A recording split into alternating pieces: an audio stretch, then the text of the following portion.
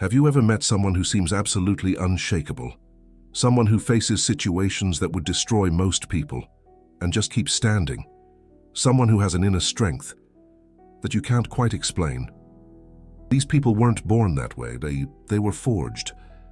Carl Jung understood this nearly a century ago. Andrew Huberman has proven it with modern neuroscience, and what they both discovered completely contradicts what contemporary society teaches us about wellness and happiness. We live in a culture that treats adversity as something to be avoided at all costs. We shield our kids from any discomfort. We medicate away any anxiety. We run from any conflict. And then we're baffled when rates of depression, anxiety, and psychological fragility skyrocket in populations that, theoretically, have it all. The truth that no one wants to hear is this: excessive comfort is weakening you, and the most painful experiences of your life are precisely what could strengthen you, if you knew how to use them. Jung discovered a fundamental principle about the human psyche that explains why some people emerge from suffering stronger, while others are destroyed. He called it shadow integration.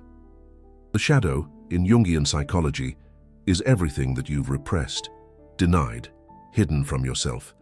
It's the parts of you that you deem unacceptable, the impulses you pretend not to have, the emotions you refuse to feel. All of that goes into the shadow. But here's what Jung realized: the shadow isn't just darkness. It contains untapped potential, unaccessed strength, capabilities you've never explored because they were on the wrong side of the line, that you drew about what's acceptable. And the shadow can only be integrated through confrontation, through experiences that force you to encounter these hidden parts of yourself, through adversity. Jung said something that needs to be repeated. Embracing our suffering can lead to psychic growth, uniting our conscious and unconscious realms. Through this process, known as individuation, we integrate the ignored parts of our unconscious, reclaiming wholeness and inner harmony. Notice, suffering isn't an obstacle to wholeness. Suffering is the vehicle to wholeness. The person you are now is incomplete, not because you're defective, but because parts of you are still in the shadow. Unrealized potentials, untested strengths, capabilities you've never needed to access because your life has been too comfortable. Adversity forces these parts to the surface. It compels you to find resources you didn't know you had. It shows you that you're capable of much more than you imagined. Huberman explains the neurological mechanism behind this with a concept he calls stress inoculation. When you deliberately expose yourself to controlled stressors, something specific happens in your nervous system. Your stress threshold increases. You become capable of tolerating higher levels of activation without panicking. Huberman describes it this way: it's about capacity. There are simple tools that allow us to modulate our capacity for stress. The approach involves deliberately putting yourself in a situation where adrenaline is increased, a little bit, but not to the extreme. Then, when you feel flooded with adrenaline and normally inclined to panic, you cognitively, mentally, and emotionally calm yourself down and become comfortable with that response in your body. That's training. You're training your nervous system to function under pressure. And just like a muscle that grows under resistance, your nervous system strengthens under controlled stress. The key word here is controlled. I'm not saying all stress is good. Huberman is very clear about this. The wrong kind of stress, chronic stress without recovery, destroys. But the right kind of stress, acute doses followed by recovery, transforms. This is a biological principle called hormesis, and it operates at every level of the organism. When you exercise, you're damaging your muscles. The damage is the stimulus. The recovery is when the muscle rebuilds itself stronger than it was before. Without the initial damage, there's no strengthening. The same goes for the nervous system. When you face adversity and recover from it, your nervous system recalibrates. It becomes more resilient, more capable of handling future stress. Huberman recommends specific practices for this: cold exposure, intense exercise, gradual exposure to situations that cause anxiety. The idea is to stress the body in a controlled way, thereby learning to maintain mental clarity and calm. This will translate to other stressors in life, constituting resilience and mental robustness. But hormesis isn't just physical, it's psychological. And this is where Jung and Huberman converge in fascinating ways. Jung observed that the most complete, most individuated people were invariably those who had undergone significant suffering. Not just any kind of suffering. Suffering that was faced, processed, integrated. He noted that in the first half of life, social adaptation happens, which inevitably forms a large, dark shadow. Frequently after a midlife crisis, successfully resolved, deep shadow contents come to the surface, and the individual lives the unlived, with their internal value system becoming significantly different, even opposite, to the previous one. The midlife crisis that most people dread is actually an opportunity for integration. The breakdown that looks like destruction is often the prelude to a more authentic reconstruction. Recent research in neuroscience confirms this in surprising ways. Studies published in 2025 show that trauma doesn't always result in post-traumatic stress disorder. It can sometimes lead to post-traumatic growth, frequently linked to psychological resilience. This doesn't mean that trauma is good. It means that the response to trauma isn't predetermined. You have some control over whether an adverse experience destroys you or strengthens you. Let me tell you about Jake. Jake was 45 years old when he lost everything. Business failure, broken marriage, failing health. He told me that he reached a point where he couldn't see a reason to continue. But something interesting happened in the months following the total collapse. He started to realize that much of what he'd lost was weight. The company that consumed him was a prison he'd built for himself. The marriage that ended was a performance he maintained out of fear of loneliness. The health that failed was the result of decades of ignoring his body. In the name of external success, have you ever met someone who seemed absolutely unshakable? Someone who faces situations that would crush most people and just keeps standing? Someone who has an inner strength you can't quite put your finger on. These people weren't born that way, they were forged. The collapse forced Jake to confront parts of himself that he had avoided for decades. The shadow that he had pushed down for his entire adult life finally emerged. And in the painful process of facing that shadow, he discovered resources he didn't even know he had. 2 years after the business failure, Jake was a person unrecognizable, not because the circumstances had improved, but because he had changed fundamentally. He told me something I'll never forget. He said, "Before, I seemed strong, but I was fragile inside.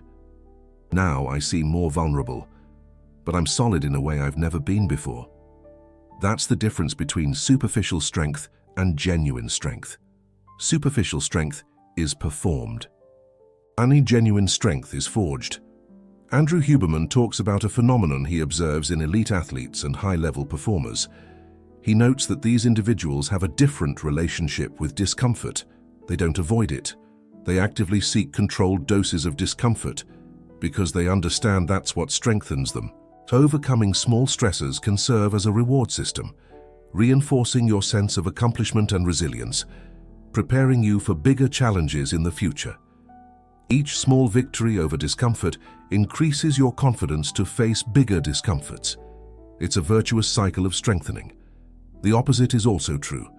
Every time you avoid discomfort, you reinforce in your nervous system the message that you're not capable of handling it. You weaken yourself. It's a vicious cycle of fragilization. Carl Jung had a complementary perspective on this. He observed that the shadow contains not only our negative impulses, but also qualities and potentials that can help to complete our character and personality. The person you could be exists in the shadow, just as much as the person you fear being. Adversity is what forces these qualities to the surface. Under pressure, you discover capabilities you didn't know you had.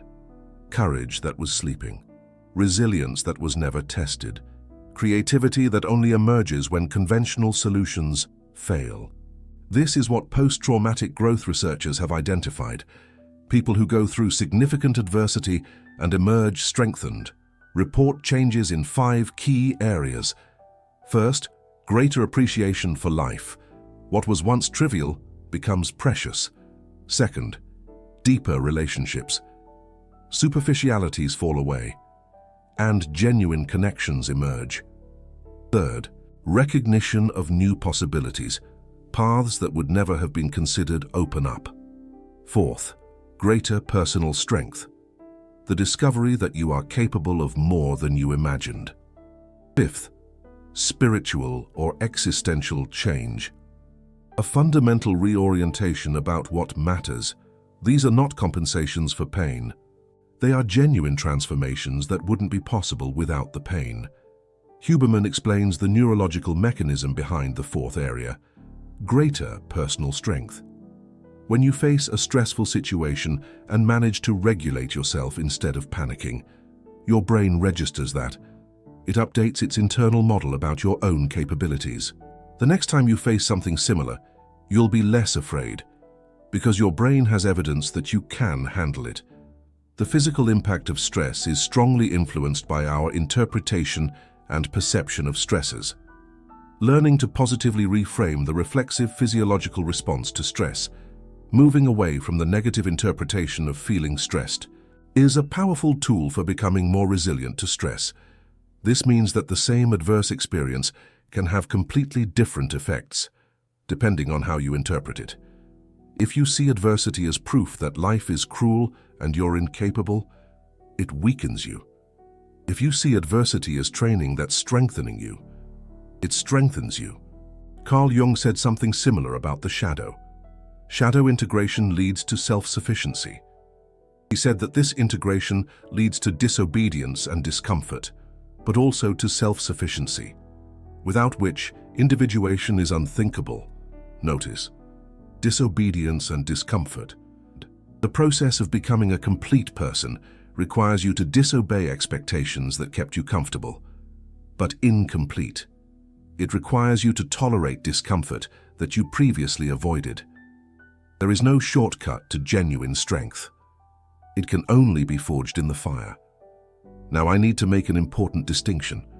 I'm not advocating that you seek suffering for free. I'm not saying that the more trauma, the better. That would be dangerously simplistic. What I am saying is that adversity, when faced correctly, can be transforming, and that protecting yourself from all adversity is a guaranteed way to remain weak. Carl Jung was very clear about the dangers of both extremes. Excessive suffering without support can be devastating. But total avoidance of suffering creates what he called neurosis, a sickly substitute for the legitimate suffering that life naturally brings. Andrew Huberman adds the neurological perspective. He distinguishes between adaptive stress and maladaptive stress.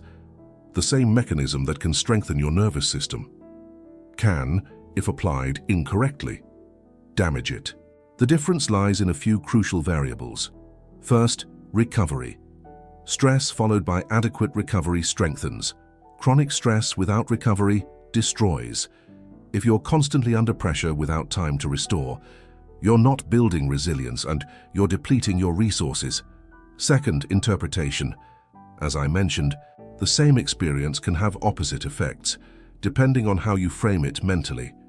If you see adversity as a mortal threat, your body responds one way.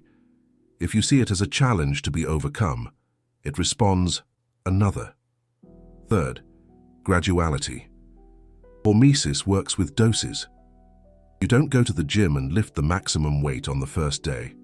You progressively increase the load as your body adapts. The same principle applies to psychological stress. Fourth, support. Facing adversity completely alone is very different from facing it with support. The presence of other people who witness your journey, who believe in you, who offer perspective, modulates how your nervous system processes the experience. Carl Jung emphasized particularly this last point. He warned against navigating complex processes of transformation without adequate guidance. The journey through the shadow is dangerous if done completely alone. Let me give you something practical. How can you apply these principles to build genuine strength instead of fragility? First, stop avoiding all discomfort. Huberman recommends deliberate exposure to controlled stressors, cold showers, intense exercise, uncomfortable social situations, not to torture yourself, but to train your nervous system to function under pressure. Second, reinterpret adversity when it strikes. Instead of asking, "Why is this happening to me?" ask, "What is this teaching me?" Instead of seeing yourself as a victim, see yourself as someone in training. The narrative you tell about your experiences literally shapes how they affect you. Third, guarantee adequate recovery. Sleep, rest, restorative practices. Without recovery, stress doesn't strengthen. It only depletes.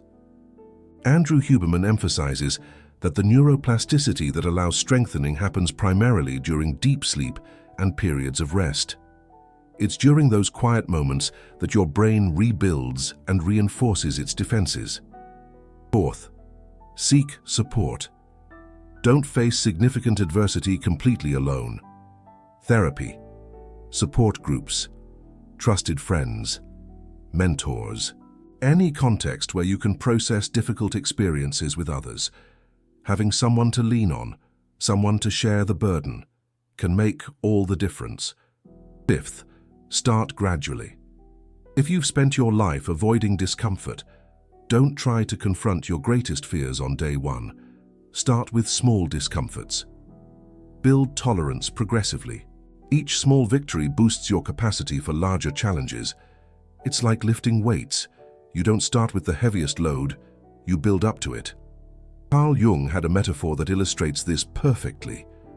He compared the process of individuation to the work of the alchemist. The alchemist doesn't try to transform lead into gold instantly. He puts the substance through a series of gradual transformations, each one preparing it for the next. Think of it as refining something, slowly, methodically. Your adverse experiences are those transformations. Each one prepares you for the next. Each one strengthens you a little more, over time. The accumulation of these transformations produces something qualitatively different from what you were before. It's like the metamorphosis of a caterpillar into a butterfly, a complete and profound change. Resilience researchers have discovered something fascinating about people who demonstrate extraordinary resilience. They don't have less fear or less stress. They have the same physiological response to threats as anyone else. The difference is that they relate differently to that response. Resilient people interpret the activation of the nervous system as preparation for action, not as a sign that something is wrong. They use the energy of fear instead of being paralyzed by it. They see the adrenaline surge as a superpower, not a curse. This is trainable. It's not a fixed personality trait. It's a skill that develops through repeated exposure to challenging situations and conscious reflection on those experiences. Think of it as building a muscle. The more you use it, the stronger it gets. Andrew Huberman describes the process this way. When you feel flooded with adrenaline and normally inclined to panic, it's about cognitively, mentally, and emotionally calming yourself down and becoming comfortable with that response in your body. It's about learning to surf the wave of stress instead of being drowned by it. Each time you do this, you weaken the association between activation and panic. You strengthen the association between activation and effective action. With enough practice, your automatic response changes. You rewire your brain, creating new pathways for resilience. There's a concept that perfectly captures what we're discussing. It was popularized by Nassim Taleb, but Carl Jung already intuited it decades ago: anti-fragile. Fragile is what breaks under stress. Resilient is what resists stress and remains the same. Anti-fragile is what gets stronger with stress. It's about not just surviving the storm, but thriving because of it. Most people think the goal is to be resilient, to endure, to survive. But there's something beyond surviving, thriving through adversity, using each challenge as fuel for growth, turning setbacks into springboards. Carl Jung understood this about the psyche. He saw that shadow integration, the process of facing and incorporating rejected parts of ourselves, doesn't just restore, it expands. The person who emerges from the process is larger than the person who entered. Think of it as unlocking hidden potential. The shadow contains the key to unlocking our hidden genius, being more creative, building confidence, creating healthy relationships, and achieving a deeper sense of meaning. All of this was there all along, waiting to be released by the confrontation with adversity. It's like finding a treasure map within yourself. Andrew Huberman adds the neurological perspective on how this works biologically. He explains that neuroplasticity, the brain's ability to reorganize itself, is activated precisely by states of acute stress. Epinephrine and acetylcholine are released during challenging situations, and these neurochemicals mark neural pathways for change. It's like the brain is saying, "Okay, pay attention. Something important is happening here." In other words, the discomfort you feel during a difficult experience is literally your brain entering transformation mode. What seems bad at the moment is the signal that change is happening. It's the growing pains of progress. Of course, the change can go in any direction. If you interpret the experience negatively and don't process it adequately, you can develop maladaptive patterns. But if you face it consciously, recover adequately, and extract meaning, you emerge strengthened. It's all about how you frame the experience. The difference between people who are destroyed by adversity and people who are strengthened often isn't in the adversity itself. It's in how they respond to it. It's in their mindset, their approach, their willingness to learn and grow. Let me tell you about a pattern that Carl Jung observed repeatedly in his clinical practice. He noticed that the people who came to him at the height of a crisis, when everything was falling apart, were often the ones who transformed the most, while people who came with mild discomfort, with relatively comfortable but vaguely unsatisfying lives, often resisted change. The fire of crisis melts away the resistance. Crisis forces confrontation. Mild discomfort allows perpetuation. It's the difference between being pushed off a cliff and choosing to climb a mountain. This doesn't mean you should wait for a crisis to start developing. It means you can deliberately create conditions for growth instead of waiting for life to force it upon you. It's about being proactive, not reactive. Andrew Huberman calls this voluntary stress versus involuntary stress. Both can strengthen. But voluntary stress gives you more control over dosage, timing, and recovery. It's like choosing to go to the gym rather than being forced to run from a bear. Practices like cold exposure, intermittent fasting, intense exercise, difficult meditation are all forms of voluntary stress. You choose when and how much. You are in control.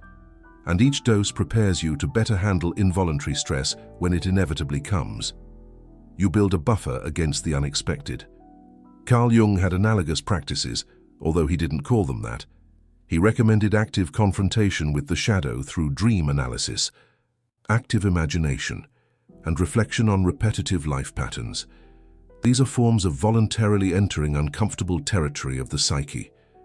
It's about shining a light into the dark corners of your mind. The principle is the same. You can choose to face the difficult now, under your conditions, or wait for the difficult to find you later, under its conditions. The choice is yours. I want to talk about a common mistake that well-intentioned people make when trying to protect others from adversity. Parents who remove all obstacles from their children's path. Partners who take on all the difficulties to spare the other. Institutions that eliminate any source of discomfort. These actions come from a place of love, but the effect is often the opposite of intended. By removing all adversity, You remove all opportunity for strengthening. You create fragility, not resilience. Huberman uses the analogy of the immune system. Children raised in overly sterilized environments develop weaker immune systems than children exposed to germs. The system needs challenges to strengthen itself. The psyche works the same way. It needs moderate adversity to develop strength. Overprotection creates fragility. Think about it. This doesn't mean you should abandon people to their fate during crises. It means the goal should be to support them through adversity, not to remove the adversity completely. Being present while someone faces something difficult, not doing for them what they need to learn to do themselves. Jung was particularly clear about this in the therapeutic context. He said the therapist can't carry the patient through the process. They can only accompany them. The hard work is inevitably individual. It's up to the person going through the challenges. I know what I'm saying might sound cruel in a culture that values comfort above all else. It might seem like I'm asking you to embrace unnecessary suffering. That's not it. I'm asking you to distinguish between suffering that destroys and suffering that builds, between adversity that crushes you and adversity that molds you. This is key. The difference isn't in the intensity of the experience, it's in your response to it, in your interpretation, in the quality of your recovery, in the support you have. Jung went through this personally. Between 1913 and 1917, he went through what he called a confrontation with the unconscious, a period of intense psychological turmoil, where he faced the depths of his own shadow. This period produced all of his subsequent work, the concepts of archetypes, the collective unconscious, individuation. All emerged from those years of self-imposed and confronted adversity. That's huge. He didn't just survive. He emerged as a more complete version of himself, a version that would revolutionize the field of psychology. So powerful. Your worst experiences have the same potential, not to destroy you, but to reveal you, to show you who you really are. If you're going through adversity now, if life is challenging you in ways that seem impossible to bear, I want you to consider a possibility. Just think about this for a second. What if this isn't happening to you? What if it's happening for you? What if every obstacle is an opportunity to discover strength you didn't know you had? What if every loss is freeing up space for something that needs to be born? What if every failure is teaching you lessons that success never could? This doesn't make the pain less painful, but it fundamentally changes your relationship with it. You start to see the potential. If this video gave you a new perspective on the difficult experiences in your life, if it showed you that adversity can be an ally instead of an enemy, leave a comment writing "Forged by Fire." I want to know how many people here have been shaped by their most difficult experiences. And if you want to support this work, the Super Thanks button is right below. Every contribution allows me to continue producing content that combines the depth of Jung with the science of Huberman. I appreciate it. Jung said that the shadow contains not only what we fear, but what we need to become complete. Huberman has proven that controlled stress literally rebuilds the nervous system to be stronger. That's incredible. Together, they show us that life's worst experiences don't have to be your enemies. They can be your most important teachers, if you let them. The question isn't if you'll face adversity. You will. The question is what you'll become through it. What will you become? Fragile breaks. Resilient survives. Anti-fragile thrives. The choice is yours. And it starts with how you respond to the next difficult thing that life throws your way. Choose wisely.